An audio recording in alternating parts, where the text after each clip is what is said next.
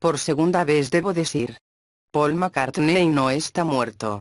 Ya había hablado de esto en un anterior vídeo, dejo el link de este en la descripción, para quienes deseen verlo. Muchas supuestas pistas ya se han dado, las canciones y portadas de los LP originales de los Beatles, ya han sido desmentidos, solo basta con ver las fechas de salida, para ver que son de un año o meses antes de la supuesta muerte de Paul. Sin embargo, aún muchos sacan pistas, en cuanto a la estatura, y supuestas cicatrices, que según ellos, le hicieron a William Campbell, el sustituto de Paul, durante sus cirugías plásticas. Primero que nada hablemos sobre las misteriosas cicatrices. Paul McCartney estuvo involucrado en un accidente en una motocicleta el 26 de diciembre de 1965. Jane Asher y Paul McCartney tenían motocicletas gemelas en la casa de Rembrandt, como se le conoce a la casa familiar de los McCartney en Cheshire. Jane y Paul usaban las motos para divertirse paseando alrededor de la zona cuando permanecían con el padre de Paul, Jim, y su hermano, Mike, en la casa de Rembrandt.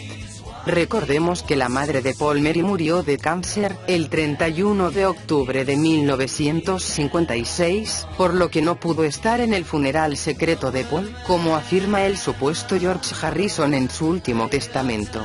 Cierta noche Paul decidió manejar la moto en dirección a la vecindad de Bevington, sin Jane, para visitar a un primo. Era un viaje de 3 o 4 millas.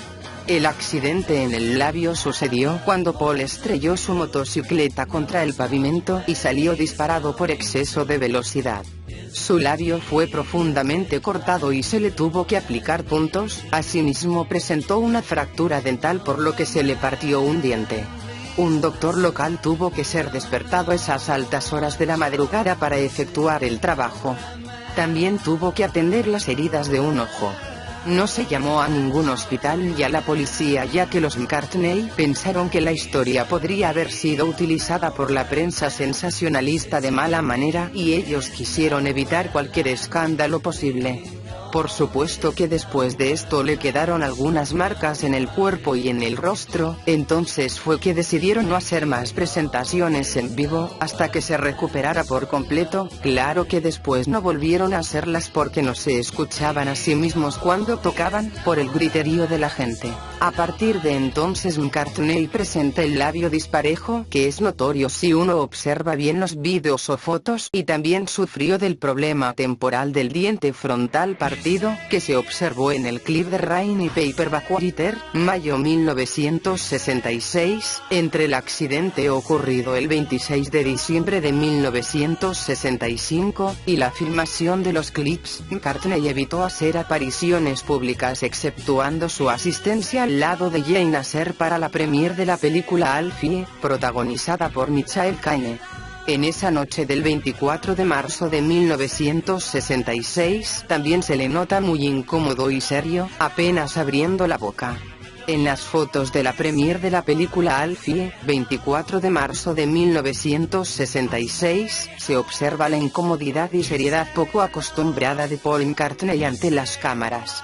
Años después, la prensa especializada del mundo artístico se olvidó o simplemente desconocía del incidente e informó como novedad lo del diente partido, cuando en una entrevista en noviembre de 1999 a McCartney se le sorprendió sin la corona dental. Esto sumado a las declaraciones de un joven que llamó a la emisora WKNR-FM en Dearborn, estado de Michigan, en Estados Unidos, y que anunció que Paul McCartney habría muerto.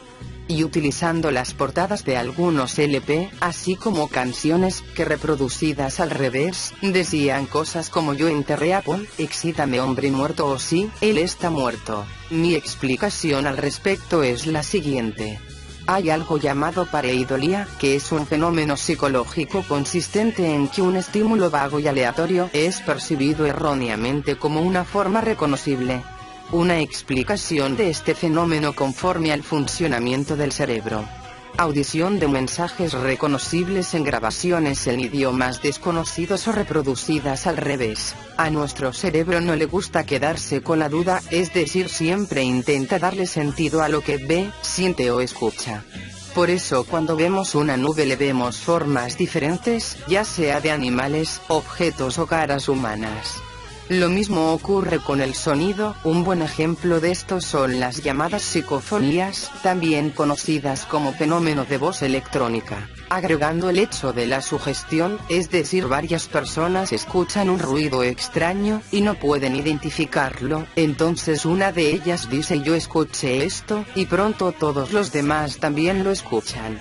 Le dan algo con que trabajar al cerebro, haciéndonos creer que las palabras tienen sentido, cuando en realidad no lo tienen. Sobre las fotos que la mayoría utiliza como supuestas pistas, debo decir que son bastante absurdas.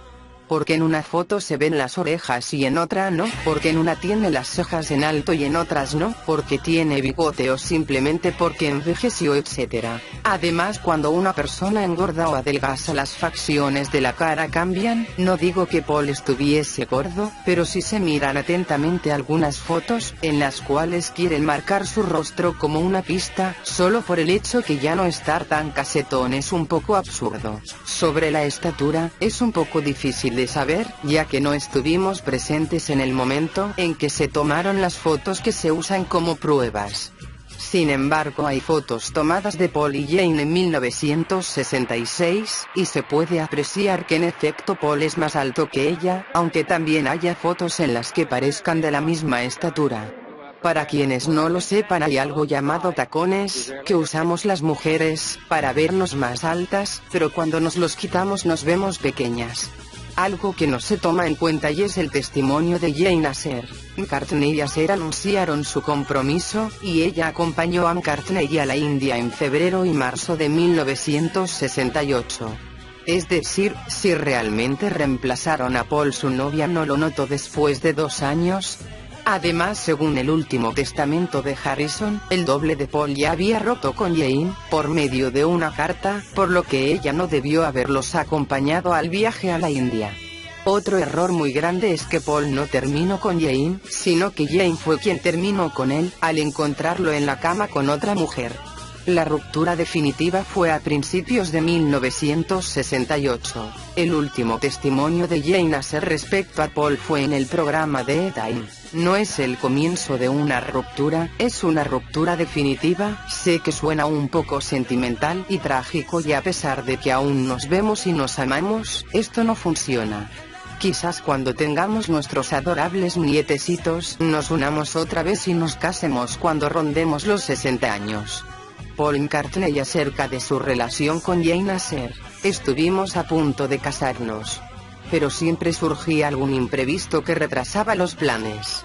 Por lo que uno de nosotros pensó que esto no iba a funcionar.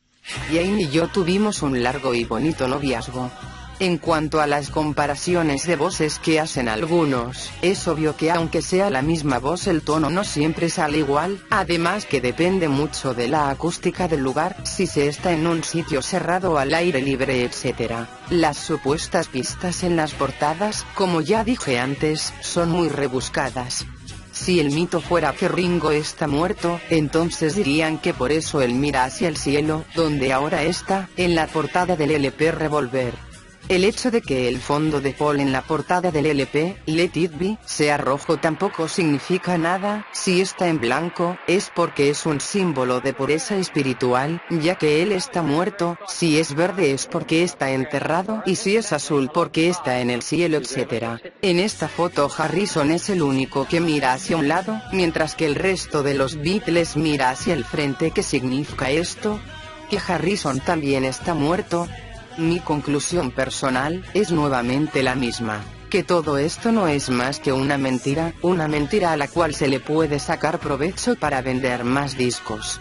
Es más lógico creer en el encubrimiento del accidente de moto de Paul, que en el encubrimiento de su muerte y su supuesto doble. Esto es todo de mi parte, hasta la próxima.